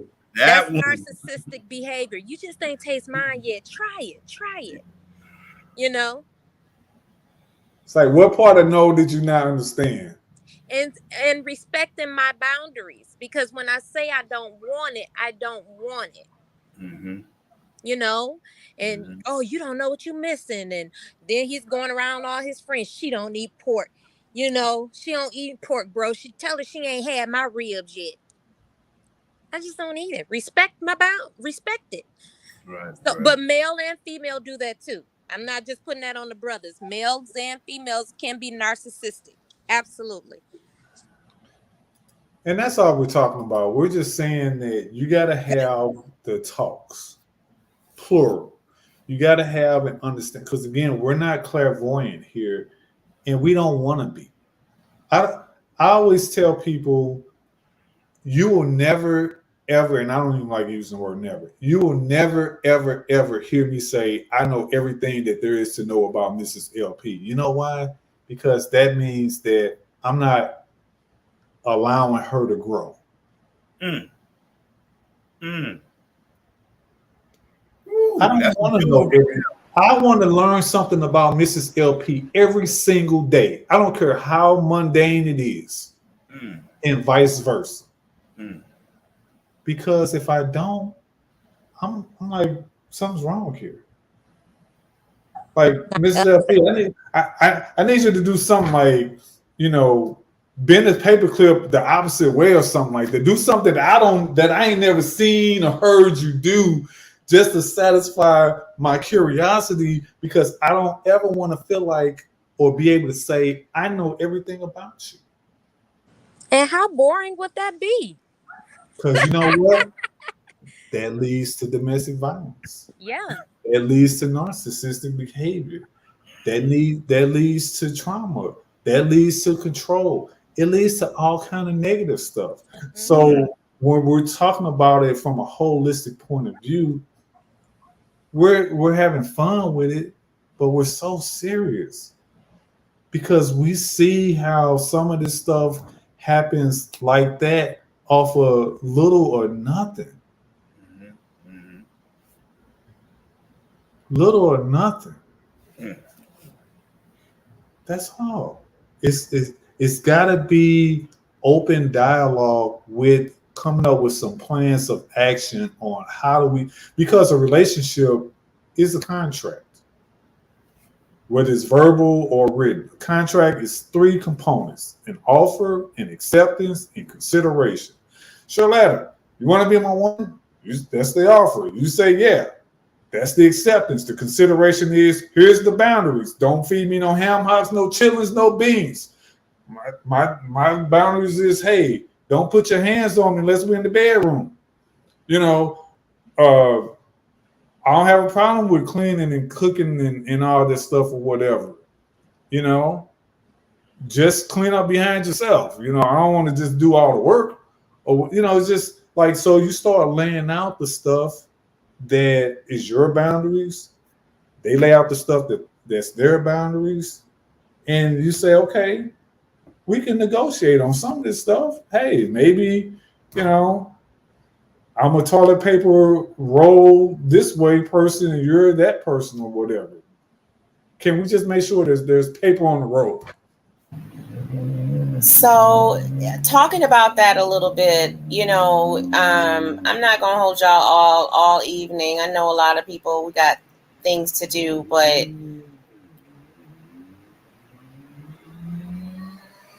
I moved. I'm originally from Flint. I moved down to Tampa, Florida. I was down in Tampa for 15 years ish, and I came back to a shell of a city, and the people were different. Dating was different. The men are different. Life is different. The women are different. Um, Being married, being divorced is different. You know, and so dating is just different. I was having a conversation with a gentleman the other day, and he said uh, it's easier to date online than it is like walking up to an individual, because a female don't know where you're coming from. She doesn't know, she just doesn't know. everybody's walking around on eggshells. And so we're using intoxicants, right? I think Brother McGee talked about that earlier. So just in a club setting, you know, let's go out. Okay, me and my girls, we're going out, right? We partying.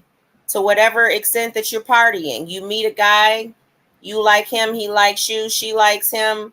They're you know, smelling good, looking good, and got these vices, not really in their right mind state, just knowing I've been alone for a few months. It's been a minute. I need my itch scratched, or vice versa, right? And then we get entangled. We're not asking these questions that God Brother LP was talking about because we're entangled.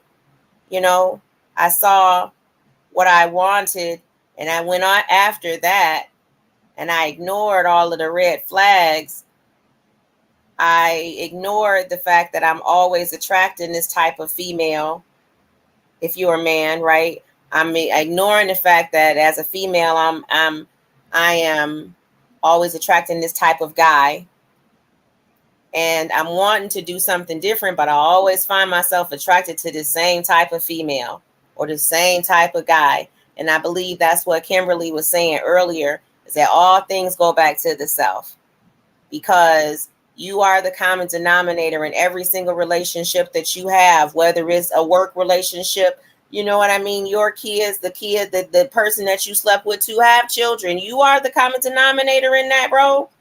So when you used to get to blaming, you know, well, everything is everybody else's fault. To me, that's a trigger, not trigger warning, but that's like a red flag. That's a landmine, bitch. You ain't worked on shit if everything else is everybody else's fault.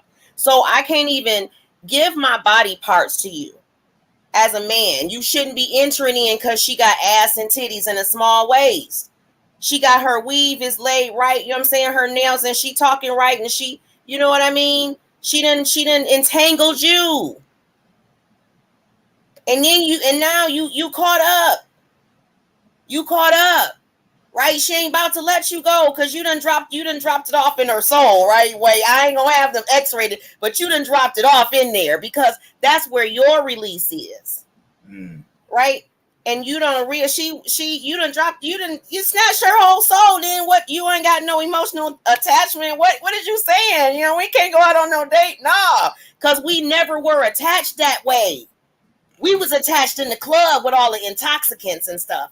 And so, you know what I'm saying? 4 or 5 sessions later, now she in broad daylight with a flashlight looking for you. You understand? She don't have no understanding of what the you saying. You talking to other females. I don't know, no comprende. You know, she speaking all kind of languages because you done dropped Joe in her soul, and you entangled. And now you want to ask questions. Well, guess what, baby? That pregnancy test positive, bitch. You got, you know what I'm saying? You got 10 more months of this shit with this nigga, and he got no eye. See, we don't want to get raw like that and talk about what we need to work on. The fact of the matter is, you were supposed to be studying. You wasn't supposed to be going to the club with your girlfriend. You had finals. You know what I'm saying? But you was lonely. You got tired of using the roles. You know what I'm saying? And your trap girlfriend told you to go out, so you went out. Now you messing around with this. You know what I'm saying? You don't know this. You don't know him, and he don't know you. He just dropped that pipe off right, bro. So we got to start working on us, right? We got to start working on us. If we know that we are unable to contain ourselves from a physical point, from a sexual point, how many conversations have you had? What's his mama name? Where they say, right? Because he always want to pull up to your house, ladies. But men, we be setting y'all up to get robbed too now. I ain't gonna throw nobody under the bus without throwing myself under the bus first, because I gotta work on me. So this is not about judgment. This is about us really, really, really, really, really getting it right this time, man. Getting it right this time. You said 2003, you were released from the penal system, and you said you haven't gotten in trouble late after that. right? So I had a child in 2003. My son is 20.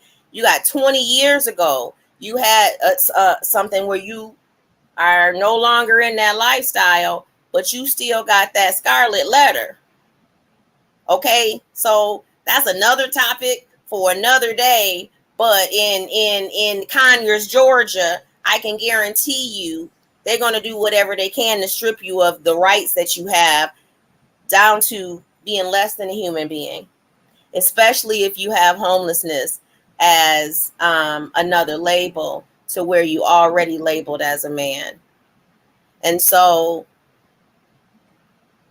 the only thing that I know how to do is when, the old folks used to say something about crying out, you know, crying out, crying out.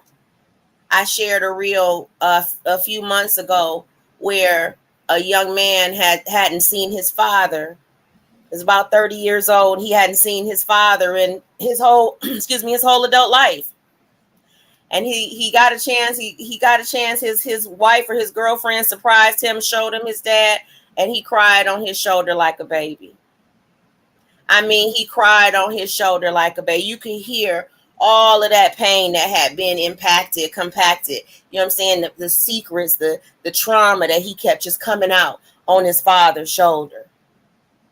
And we make everything about being hypersexual. Y'all ain't talk about that. Our kids are hypersexual. You know what I mean? Somebody sent me a video. They killing the kids killing each other right in front on CCTV. Don't send me that. We're numbing ourselves to what should be. God, brother LP, you were talking about that in the beginning. You know what I mean? It's time that we heal. You know what I mean? June 12th, 2000 and what, 17, 18, I was laying on my back with cancer, getting cancer took up out of me. And my God brother True says it's different when you get a date of death, or expectation date stamped on your dash.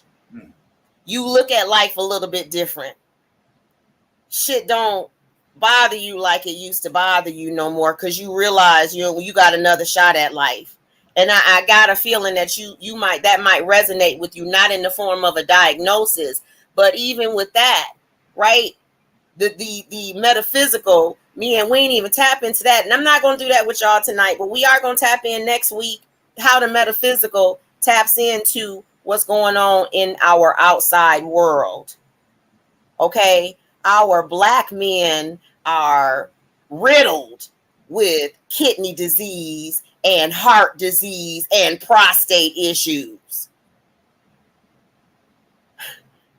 That's got to be something that's going on in the elements.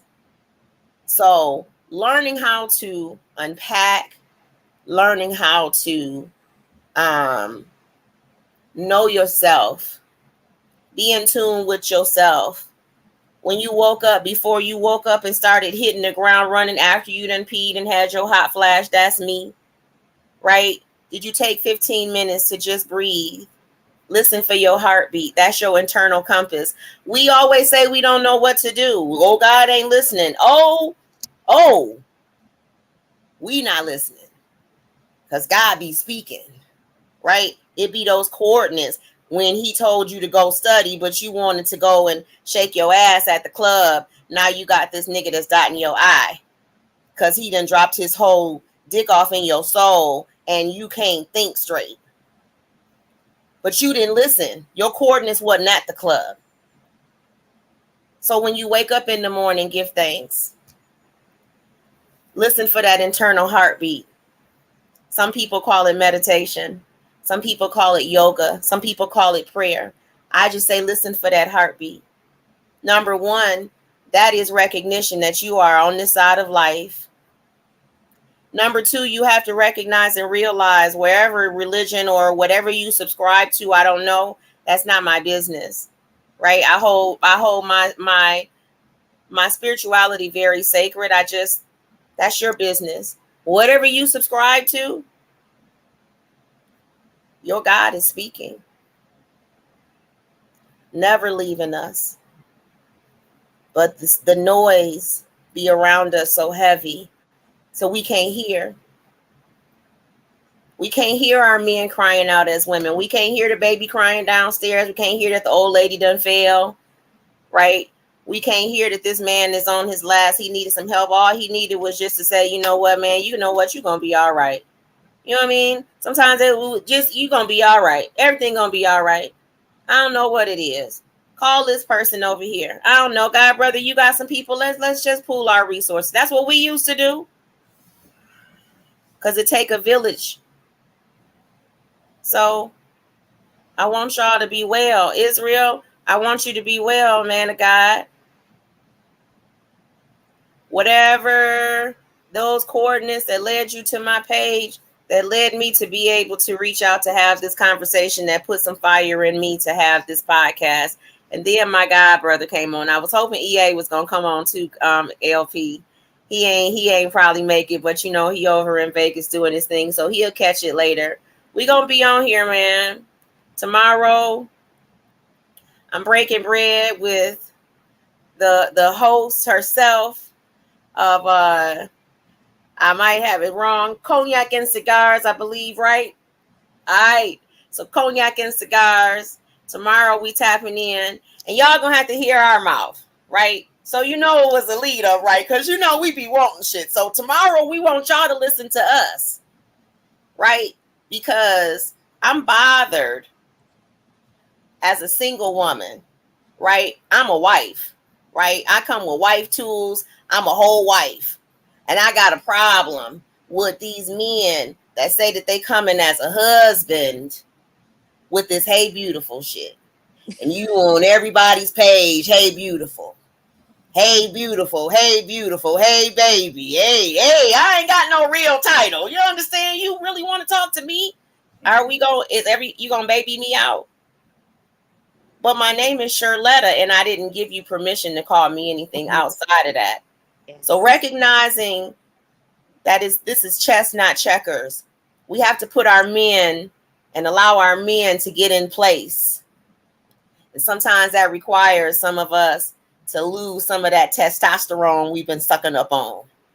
You know what I'm saying? Sit your ass down somewhere and be great, right? Let this nigga handle that, because he really do got it. You don't have to micromanage him, right? Give him permission to be great. Help him put his crown on.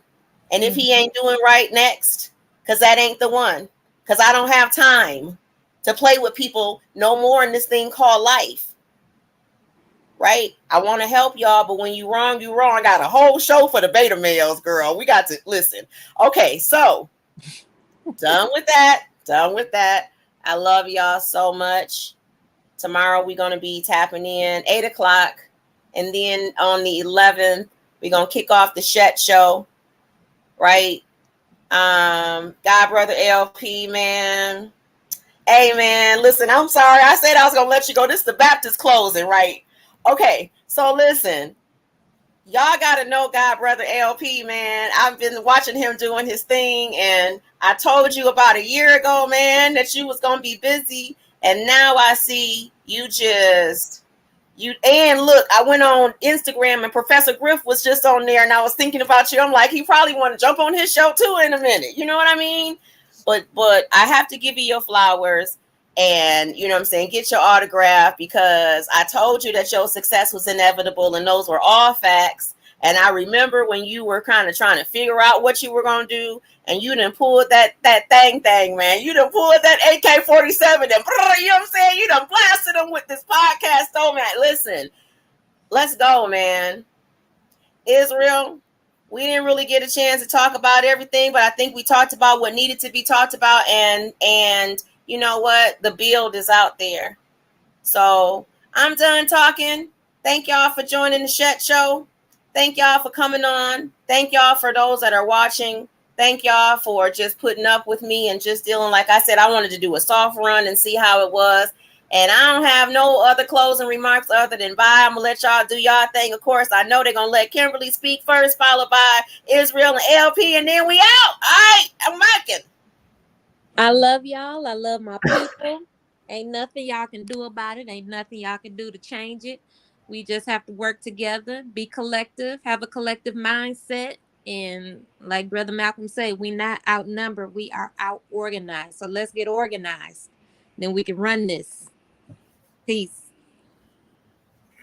Uh, I just want to say, I think it's beautiful how we were able to speak on so many topics, but still, every topic that we spoke on still affected the mental health issue.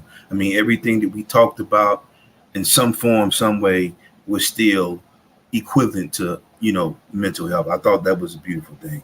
And the last thing I want to say to Miss Sherletta, I had a situation right where I met this young lady and she told me, she said, listen, I'm going to give you this thing. But when I give it to you, that's it. Don't call me. Don't bother me. And listen, she gave me that thing. And I kept trying to call her after that right there. So it happens to us. We fall victim in that way too. That's all I wanted to say. All right, God, Brother LP, what you got for us? I'm going to say that I love my people. And you got to know your people. T.K. Kirkman, the comedian, he says so famously, who raised you? Because that's all we're talking about, folks. Who raised you? If you are a caregiver, if you are a parent, if you are both, you got to raise your adults. Like Michelle Obama said, we don't raise kids, we raise adults. You got to raise your adults because there's 3 stages of life. Dependent adults, you start off as a dependent child from birth to at least 18. 18 till when you can be independent fully, you're a dependent adult. Once you hit your independency, where you paying for everything, you taking care of yourself, you ain't on your parents' health insurance no more. You done aged out of that at 26. Once you hit that independent adulthood, you are a full independent adult. It is the onus is on us as parents, as caregivers, as elders to be the mentors, not the friends. Because you can't be your child's friend. You can be friendly with them. You can do friendly stuff. But you can't be their friend. There has to be levels. There has to be respect. There has to be dignity and honor. And no matter where you come from, north, south, east, west, midwest, whatever continent you live in on, before you are color, first you're human. Teaching humanity is what we're doing. That's a bar from KRS-One from his song Heal, Human Education Against Lies. Before you are color, first you're human. We got to get to our humanity, and that is my focus. At the end of the day, it's not a matter of if, but when and where an emergency is going to happen. Please make sure that you learn a skill like first aid, CPR, stop the bleed. I want you to be an immediate responder because until help arrives and can get to you, depending on what the threat is, you got to be an immediate responder until the first responders get access to LP out.